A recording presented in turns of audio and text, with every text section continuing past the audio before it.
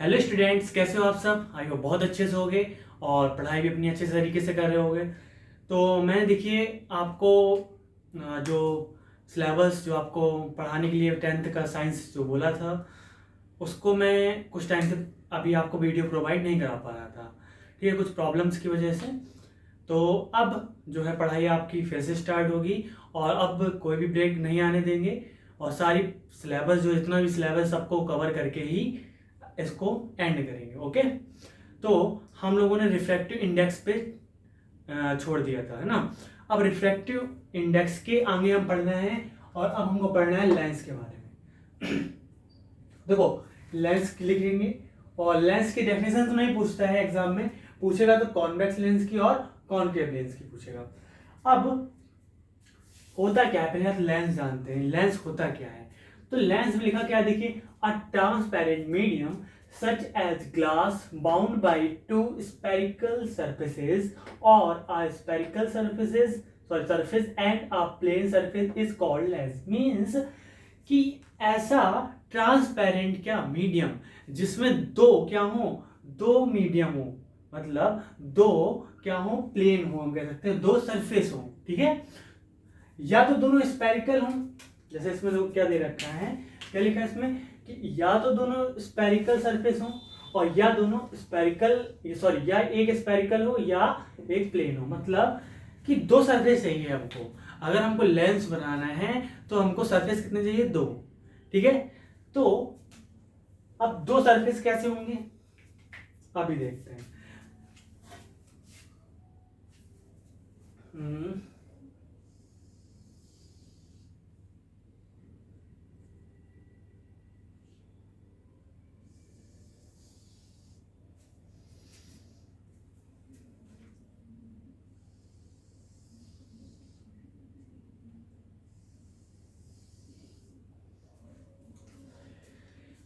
ये दो आपको क्या देख रहे हैं, ये दो स्पेरिकल है, सॉरी ये दो स्पीयर हैं, सपोज करो ये क्या है, स्पीयर है। दो इन दोनों स्पीयर्स को हम जब मिलाएंगे तो हमको क्या बनेगा, लेंस बनेगा।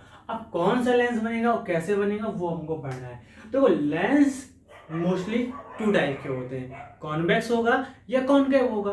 अब उसी कॉन्वेक्स लेंस की बात करें तो उसके 3 टाइप्स हो जाते हैं। ठीक है, और इसी तरीके से कॉनकेव लेंस की बात करें तो इसके भी 3 टाइप हो जाते हैं। ठीक है, ये आपके एग्जाम में आते नहीं, लेकिन बताऊंगा आपको सारा। ठीक है, लिखना जो आपको है कॉन्वेक्स लेंस के बारे में, कॉनकेव लेंस के बारे में। ठीक है, अच्छा, इसमें क्या होता है, दो जो ये क्या है आपके स्पीयर हैं, तो स्पीयर में क्या होती है, सेंटर होता है। हमने जब हम क्या पढ़ रहे थे, मिरर पढ़ रहे थे, तब मैंने इसको क्या बताया था, सेंटर ऑफ कर्वेचर बताया था, है ना। तो लेंस में क्या होता है, दो दो सेंटर ऑफ कर्वेचर होते हैं। इसको हम यहां से रफ कर देंगे, इसको हम यहां से ऐसे रफ कर देंगे। Clear?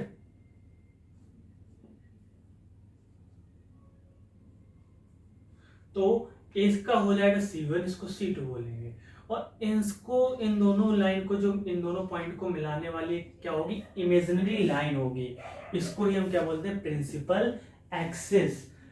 Principal axis of lens इसको बोलेंगे कि जो सेंटर ऑफ कर्वेचर है C1 एंड C2, इनसे जो लाइन पास होगी उसको हम क्या बोलेंगे, centre of sorry principal axis. ठीक है, अच्छा, अब इसमें क्या होगा, इसमें ये इधर से ऐसे लाइन हो जाएगी और ये इधर से ऐसे, और बाकी का सारा इसको रफ कर देंगे हम लोग। ठीक है,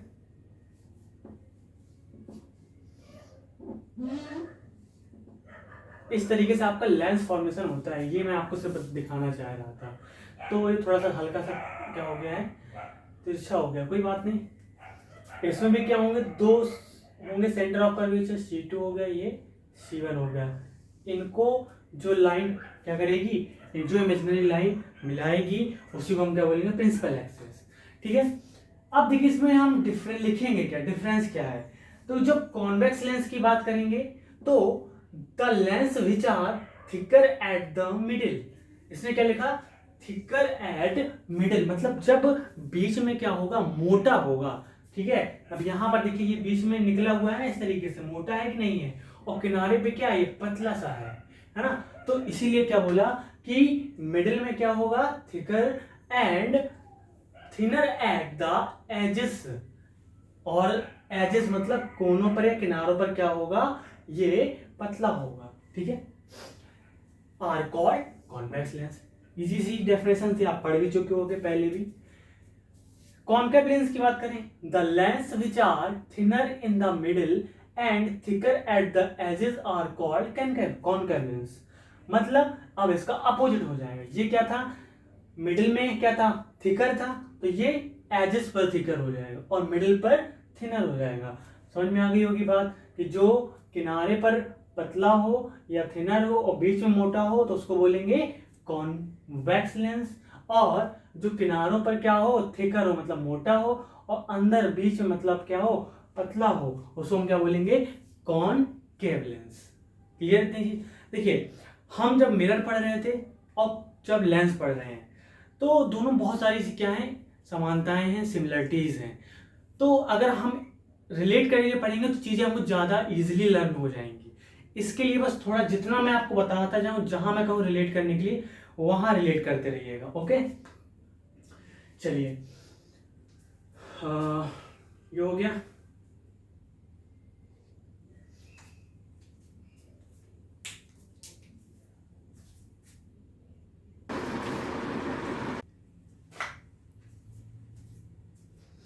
तो अभी हम लोगों ने पढ़ा लेंस के बारे में, अब हम उससे आगे बढ़ते हैं और लेंस में क्या क्या टर्म्स होते हैं उसके बारे में पढ़ेंगे। जैसे हम लोगों ने मिरर के बारे में पढ़ा था, कॉनकेव मिरर और कॉन्वेक्स मिरर, उसके बाद हम लोग उसके टर्म्स के बारे में पढ़ा थे, फोकस के बारे में, सेंटर ऑफ कर्वेचर के बारे में। इसी तरीके से इसमें भी कुछ टर्म्स होते हैं, उसके बारे में पढ़ेंगे, ठीक है। चलिए देखते हैं क्या है। सबसे पहले प्रिंसिपल एक्सिस, तो ये तो मैंने आपको बता ही दिया था, जो सेंटर ऑफ कर्वेचर थे दो, उन दोनों को ज्वाइन कराने वाली लाइन को क्या बोलते थे हम, सेंटर ऑफ कर्वेचर। अच्छा यहां पर एक चीज याद रखिएगा कि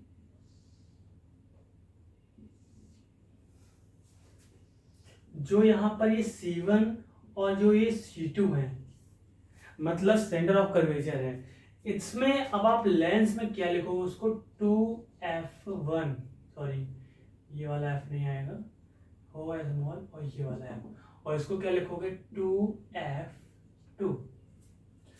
समझ में आई बात, क्यों, क्योंकि आपको याद हो तो सेंटर ऑफ कर्वेचर के बीच में क्या होता था, फोकस होता था।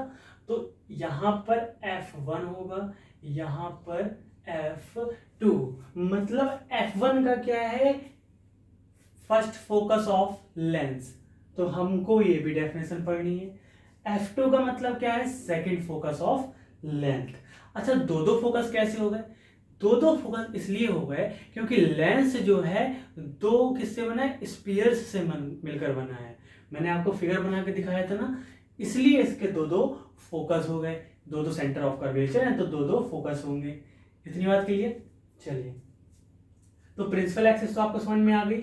The imaginary line joining the centres of curvature of both the spherical surfaces of lens is called the principal axis of lens, ठीक है, is called the principal axis of lens. मतलब सेंटर ऑफ कर्वेचर के दोनों centre of curvature को मिलाने वाली imaginary line को हम क्या बोलेंगे, प्रिंसिपल एक्सिस, क्लियर।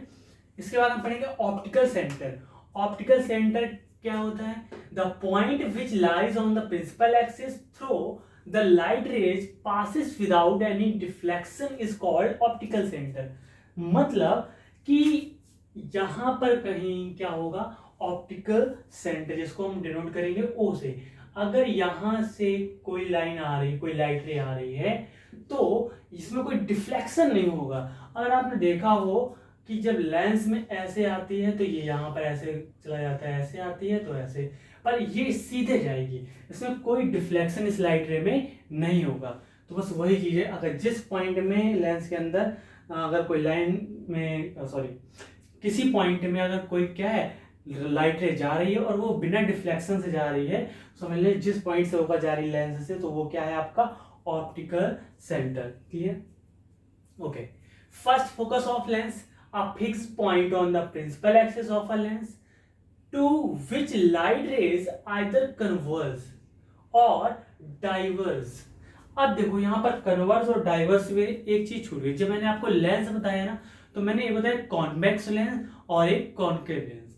तो कॉन्वेक्स लेंस जो होता है वो क्या होता है, कन्वर्जिंग लेंस होता है, और जो कॉन्वेक्स लेंस होता है वो क्या होता है, डाइवर्जिंग लेंस होता है।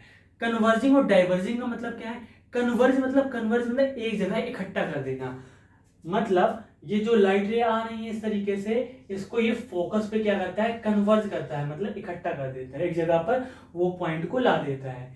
जब हम दूसरे लेंस की बात करेंगे, कॉन्वेक्स की, अगर इस पे कोई लाइट रे आएगी तो ये क्या होगी, ऐसे चली जाएगी, ठीक है, बात समझ में आ रही है। तो ये क्या करता है, डाइवर्स करता है, डाइवर्स मतलब दूर भगाता है, तो इसलिए इसको बोलते हैं डाइवर्जिंग लेंस, इसको कन्वर्जिंग लेंस। इतनी बात क्लियर। तो जहां पर इसने बोला आइदर कन्वर्ज, या तो कन्वर्ज होगी या डाइवर्ज, या तो डाइवर्ज होगी, कहां पर, parallel to the principal axis after refraction. मतलब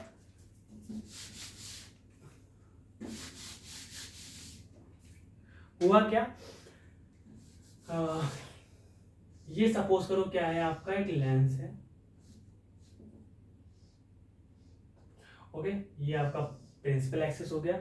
अब यहां पर कोई पॉइंट है, हमने इसको मान लिया F1, ठीक है। अगर यहां से कोई लाइट रे ऐसे जा रही है, ठीक है, तो ये क्या करेगी, ये पैरेलल कर देगी। जब क्या होगा, F1 होगा, मतलब फर्स्ट फोकस होगा, ठीक है, तो वो क्या कर लेगी, पैरेलल कर देगी। तो वही चीज लिखा है यहाँ पर, और उसमें क्या होगी, डाइवर्स कर देगी, क्लियर। सेकंड फोकस में क्या होगा, सेकंड फोकस में उल्टा हो जाएगा, यहां से कोई पैरेलल आ रही होगी और यहां पर क्या कर देगी, उसको एक जगह कन्वर्ज कर देगी, तो उसको F2 कर देंगे, क्लियर, बात समझ में आ गई ना। तो बस यही सारी चीजें हैं, सारे टर्म्स हो गए। इसके बाद अब आपको बस इसके जो रूल होते हैं इमेज फॉर्मेशन के, वो पढ़ने हैं, और थोड़े से फॉर्मूले हैं, इसका न्यूमेरिकल्स और चैप्टर क्लोज हो जाएगा। तो अप्रॉक्स 3 क्लासेस लगनी चाहिए, उसके बाद आपका चैप्टर खत्म हो जाएगा, ठीक है। और अभी जो लेट, अब इतने मतलब टाइम बाद जो वीडियो डाल रहा हूँ, तो इस पर रिस्पॉन्स भी अच्छा देना, और आप परेशान नहीं होना, आपको अब बिल्कुल देरी किए बिना आपको वीडियो मिलती रहेंगी, और बस अब आप पढ़ाई पर अपने ध्यान दीजिए, ठीक है, पढ़िए अच्छे से। अब ये मत सोचिए कि इस साल 10th के क्या हो गए हैं, कैंसिल हो गए एग्जाम, तो हमारे भी हो जाएंगे, क्लियर। तो ये सोचकर बिल्कुल मत चलिए, पढ़ाई अच्छे से करिए। मिलते हैं फिर नेक्स्ट वीडियो में। हाँ, एक बात और, इसको सब्सक्राइब करिए जिसने चैनल को सब्सक्राइब नहीं किया है, जो नए हो, और लाइक कीजिए, और जो इस चैनल पे हमारे स्टूडेंट्स हैं इसको फैलाइए, शेयर कीजिए, मतलब, ठीक है। मिलते हैं फिर नेक्स्ट वीडियो में, थैंक यू।